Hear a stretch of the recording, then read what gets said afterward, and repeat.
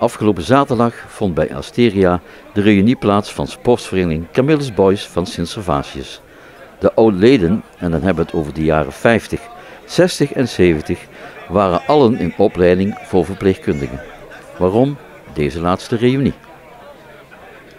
Nou, vooral de speciale reden is dat SVCB in feite niet meer bestaat.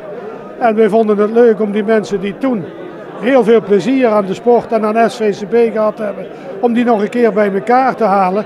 Want als je rondkijkt kun je wel zien, het zijn allemaal grijze koppen die daar aanwezig zijn. En ja, dat was eigenlijk de reden, omdat we nu nog de mensen kunnen bereiken. Over een paar jaar, ja, dan zijn we allemaal nog weer ouder en misschien nog grijzer. En dan zouden de meesten misschien niet meer kunnen komen. Vandaar dat we dat nu gedaan hebben. Sporten was in die tijd ook al heel belangrijk. Voetballen was dus de hoofdsport. Maar door de jaren heen is er volleybal, biljarten, bowlen bijgekomen.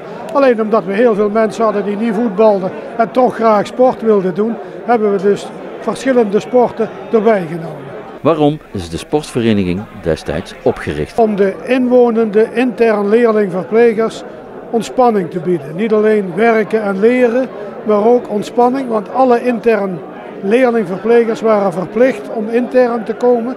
Dus ze konden in de weekenden en zo niet naar huis. En om die mensen bezigheid te geven, ontspanning te geven, is SVCB opgericht. Ook het huidige museum op het Van Gogh-terrein werd onder grote belangstelling door de reunisten bezocht. Stop. Ja, toen was dat Tiele, café Tiele. Ja. Kunnen we de geur nog Werd je automatisch lid van SVCB of was het op vrijwillige basis? Ja, dat is een goeie. Ik denk ook wel, je werd het gewoon. En als je het niet werd, dan werd nog eens gevraagd waarom word je dat niet, want dan werd je het toch wel. Zo was het. En heb je nog speciale herinneringen aan die tijd? Nou, ik heb hele goede herinneringen omdat ik ook in het Camillushuis werkte als jong broekie. Ik kwam als 16-jarige hier werken en verzorgde toen de grotere jongens, de broeders. En die gingen ook allemaal voetballen en die hadden ook mooie verhalen. En ik ben zelf dan later gaan skelteren door heel Nederland. En eigenlijk hetzelfde gedaan wat Max Verstappen nou doet. Alleen, ik ben niet naar Formule 1 gegaan, maar gewoon in de verpleging. Ook zonder te sporten werd je lid van deze club. Bij de sollicitatie werd je dus ook gevraagd, wil je lid worden van de personeelsvereniging? Ja, dat klonk me bekend in de oren, dus ik zei ja. Wil je lid worden van de SVCB? Daar had ik nog nooit van gehoord. Maar ik was bang, als ik nee zeg, dan word ik misschien niet aangenomen. Dus ik heb maar ja gezegd. En sinds die tijd ben ik steeds contribuerend lid geweest. Zo zat het in elkaar. Dus ik heb nooit een bal aangeraakt.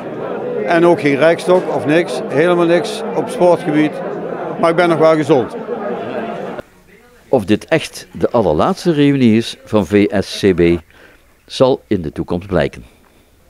Waarschijnlijk wel, maar wat ik hoor hier, dan moeten we niks doen. Hebben we nog gehoord van de jongere gasten hier, die wat minder grijze haar hebben dan ik. Omdat het toch wel eens over een aantal jaar nog een keer te doen, maar dat wachten we wacht.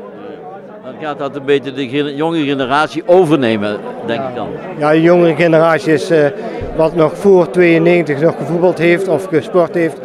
Die zouden nog graag toch nog wel een keer een reunie hebben. Heb ik zo vernomen. Maar of dat gebeurt, dat weet ik niet. Dat wachten we maar af.